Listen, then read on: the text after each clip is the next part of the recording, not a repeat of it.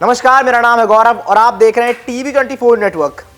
अयोध्या के मिल्कीपुर में होने वाले उपचुनाव के लिए जिस तरह से बीजेपी और समाजवादी पार्टी एक दूसरे के खिलाफ लड़ रही हैं, ये साफ तौर पर जाहिर हो गया है। यह लड़ाई अब सिर्फ चुनाव की नहीं है, साख पर आ गई है। दरअसल अयोध्या में लोकसभा सीट हारने के बाद से बीजेपी इसे महज एक जीत का तुक्का बताती रही है। यही नहीं, हाल ही में मिल्कीपुर विधानसभा क्षेत्र के पलिया मैदान में चुनावी जनसभा को संबोधित करते हुए मुख्यमंत्री योगी आदित्यनाथ ने अवधेश प्रसाद को दुर्भाग्य से बने सांसद कहकर संबोधित किया था। जी हाँ, और यही साबित करने के लिए वह पूरे जोर शोर के साथ प्रचार और रैलियों में जुट गई है।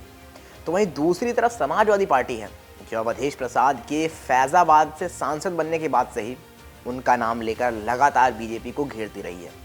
आपको बताते चले कि मिल्कीपुर से सपा ने अवधेश प्रसाद के बेटे अजीत प्रसाद को ही उम्मीदवार बनाया है।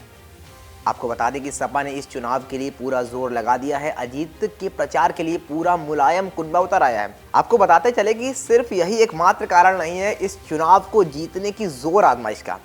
दरअसल सपा 2022 में जीती हुई अपनी इस सीट को बरकरार रखना चाहती है, क्योंकि यह अवधेश प्रसाद के सांसद बनने से पहले तक सपा की ही सीट थी। पर अवधेश प्रसाद के सांसद बन जाने के बाद यह सीट खाली हो गई, जिसके चलते मिल्कीपुर में फिर से चुनाव आयोजित करने पड़े। बात करें बीजेपी के लिहाज से, तो इस चुनाव में जीत या हार का सरकार पर कोई फर्क नहीं पड़ने वाला है। पर फिर भी क्योंकि मिल्कीपुर उपचुनाव दोनों ही दलों के बीच मनोवैज्ञानिक बढ़त बनाने की लड़ाई बन गया है, इसलिए दोनों ही दल कोई कसर नहीं छोड़ना चाहते हैं। शायद यही वजह है कि सीएम योगी ने भी अपनी चुनावी रैली में कटहरी से कुंदरकी तक उपचुनावों में बीजेपी की जीत का जिक्र किया। सीएम योगी ने इसके बाद भैया ताबड़तोड़ रैलियां की। जी हाँ, सीएम योगी एक के बाद एक ताबड़तोड़ रैलियां कर रहे हैं, जिसका प्रमुख कारण है कि वो नहीं निकलने देना चाहते हैं इस सीट को। जैसा कि मैंने बताया कि मनोवैज्ञानिक एक जीत बन गई है कि मनोवैज्ञानिक रूप से किसको हराना है, किसको जीतना है, और इसीलिए सीएम योगी तक मिल्कीपुर के लिए ताबड़तोड़ रैलियां कर रहे हैं। बात करें इस पूरी सीएम योगी की रैलियों की, तो मिल्कीपुर के उपचुनाव में बीजेपी की ओर से राज्य सरकार के मंत्रियों के साथ ही प्रदेश संगठन के तमाम नेता प्रचार के मैदान में सक्रिय हैं। खुद मुख्यमंत्री योगी आदित्यनाथ भी मिल्कीपुर चुनाव के ऐलान के बाद एक जनसभा को संबोधित कर चुके हैं और अब दूसरी रैली की तैयारियां अंतिम दौर में हैं। सीएम योगी की 23 जनवरी को हैरिंगटनगंज के पलिया मैदान में रैली हुई थी और अब 31 जनवरी को सीएम की एक और रैली होनी है। योगी सरकार में मंत्री और बीजेपी के प्रदेश अध्यक्ष रह चुके स्वतंत्र देव सिंह से लेकर तमाम मंत्रियों और नेताओं ने चुनावी जनसभाएं कर बीजेपी उम्मीदवार के पक्ष में मतदान की अपील की। वहीं अंतिम चरण में डिप्टी सीएम केशव प्रसाद मौर्य की रैली का भी कार्यक्रम है।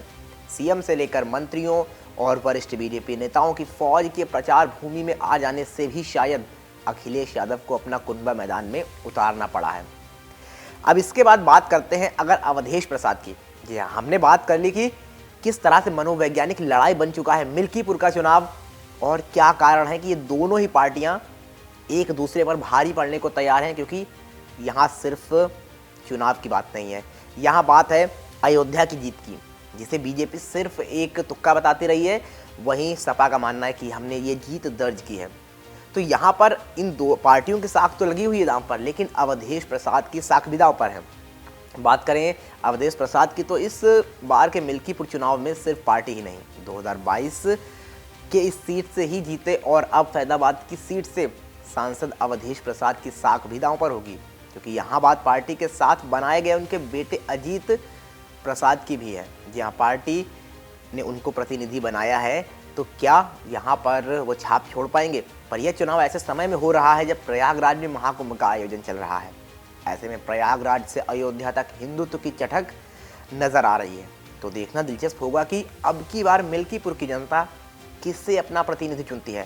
खैर, ये तो मिल्कीपुर का चुनाव और उसके बाद आने वाले रिजल्ट बताएंगे, लेकिन एक बात जग जाहिर है कि मुकाबला जोरों शोरों से होने वाला, तगड़ा होने वाला है और दोनों तरफ से जोर आजमाइश हो रही है। और ये चुनाव आपको बहुत कुछ बयां करता हुआ नजर आएगा कि क्या वाकई में जो जीत थी समाजवादी पार्टी की, यानी अवधेश प्रसाद की लोकसभा चुनाव में जब वो सांसद बने थे, क्या वो वाकई एक तुक्का था? क्या वो वाकई सिर्फ एक जीत थी जो तुक्के से उनको मिल गई?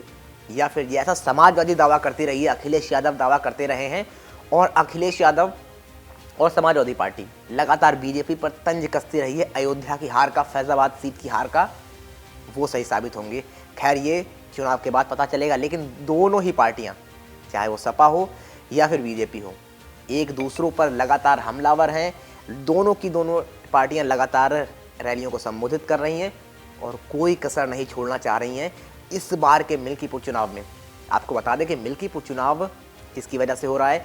दरअसल अवधेश प्रसाद जो कि अब सांसद बन गए हैं, तो मिल्कीपुर सीट पर पहले उनका राज था, उनका कब्जा था, लेकिन अब क्योंकि वो सांसद बन गए तो उनको वो सीट छोड़नी पड़ी, जिसकी वजह से चुनाव कराए जा रहे हैं, जहां पर उनके बेटे को ही इस बार उम्मीदवार बनाया है सपा ने, जिनका नाम है अजीत प्रसाद। तो देखते हैं अजीत प्रसाद अपनी छाप छोड़ पाते हैं अपने पिता की तरह, जिस तरह उन्होंने 2022 में उस सीट पर कब्जा जमाया था, या फिर बीजेपी जिस तरह का बयान देते आई है कि सिर्फ एक तुक्का था सपा की जीत, उस पर खरी उतर पाएगी। बाकी आप बताइए क्या लगता है आपको, कौन इस मिल्कीपुर चुनाव में बाजी मारेगा, सपा या फिर बीजेपी, कौन करेगा पलटवार? जो भी आपको लगता है कमेंट बॉक्स में अपनी राय दर्ज कराना बिल्कुल ना भूलें।